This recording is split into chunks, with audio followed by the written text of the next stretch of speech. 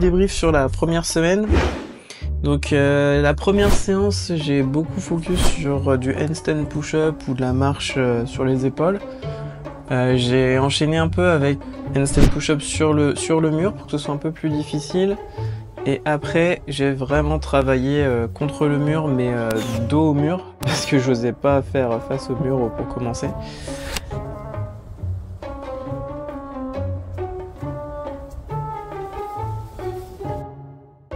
Et ça s'est plutôt bien passé. Tu vois, je fais des petits mouvements des pieds pour essayer de m'éloigner tout doucement.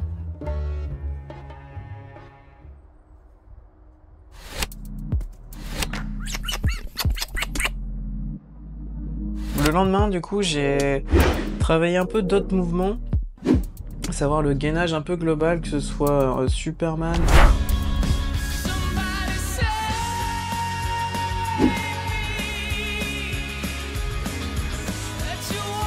ou Hollow Body, parce qu'en fait, c'est des mouvements qui sont globaux et complets à toute la calisthénie en général, et qui aident pour plusieurs mouvements différents.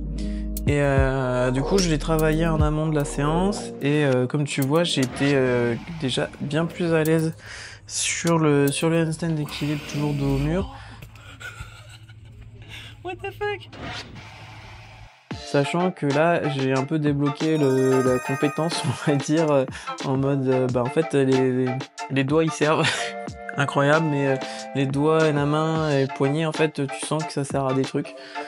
Du coup, c'est vraiment le feeling qui commence à venir. Ok, du coup, jour 3, je me suis dit, ok, faut que je commence à travailler face au mur. Parce que juste dos au mur, ça suffit pas. Avec tous les tutos que j'avais vus qui en parlaient, la meilleure manière de le travailler, c'est de se mettre face au mur. Mais vu que j'étais pas à l'aise, je me suis dit, il faut que j'apprenne à le faire. Donc tu vois, là, j'ai fait plusieurs séries où j'ai fait un peu de dos, un peu face au mur et un peu dos au mur.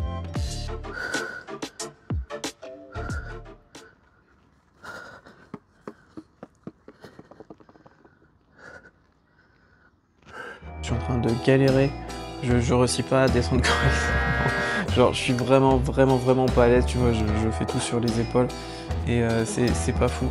Et du coup là sur le lendemain je me dis ok, je vais me forcer à faire que des descentes, que des chutes un peu contrôlées, mais histoire d'être vraiment à l'aise. Et ça m'a bien aidé aussi parce qu'au final ça force à te renforcer au niveau des... Salut toi. Ça te force à te renforcer au niveau des épaules un max, parce que le temps de monter, redescendre. Et voilà, ça m'a bien aidé, je pense, quand même, dans le truc. Pour être vraiment à l'aise et me rendre compte que mon corps pouvait gérer un peu instinctivement la chute. Oui.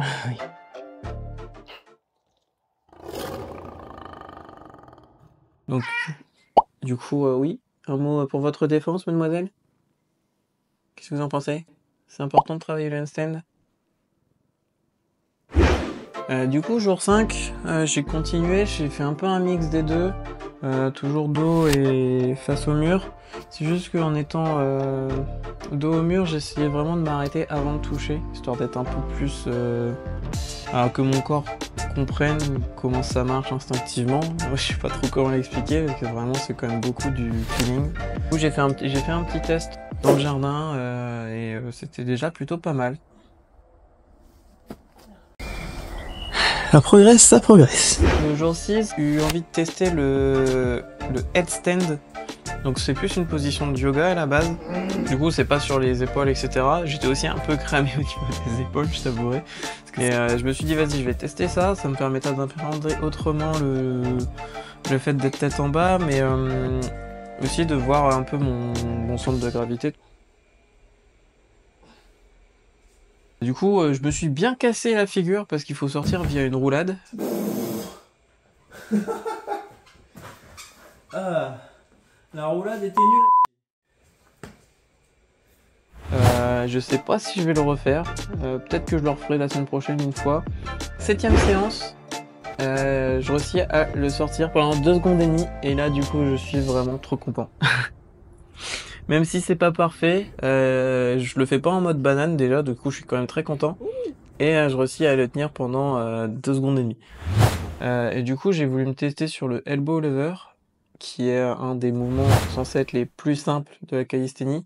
Je t'avouerai que j'ai quand même bien galéré à réussir à le faire et il est encore loin d'être parfait, mais par rapport au handstand, l'évolution était très rapide, c'est effectivement plus simple que du handstand.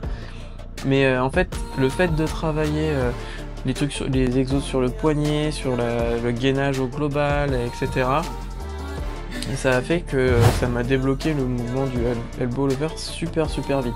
Le plus important pour moi, ça a été de trouver ma position des mains sur le elbow lever. Apparemment, chacun a un peu sa méthode. Moi, je les mets vraiment par en dessous, comme si tu prenais une inversée en escalade. Je sais pas si c'est le mieux. En tout cas, pour moi, ça a marché, donc plutôt content. Du coup, je vais travailler un peu les deux en parallèle pour la semaine suivante et la semaine encore d'après. Et puis peut-être que ça m'aidera pour la planche en vrai. Voilà. Mais c'était un petit message aussi autour de la calisthénie, c'est qu'en vrai, c'est tellement stylé, c'est qu'en gros, chaque fois que tu veux entraîner un skill, t'es obligé de faire un repos par rapport à ce mouvement-là. Donc si on prend le handstand, il faut que tu renforces tes épaules forcément. Mais il n'y a pas que ça en fait. Et il y a toute la partie gainage, tu vas la retrouver dans tous les mouvements, que ce soit le front lever, la planche, le elbow lever du coup. Même les muscle-up, tu as besoin d'avoir ton corps qui est vraiment gainé complet. Et le fait d'avoir fait du hollow body pour le handstand m'a permis de débloquer, je pense, un peu les mouvements suivants. Donc super content. Allez, on est reparti.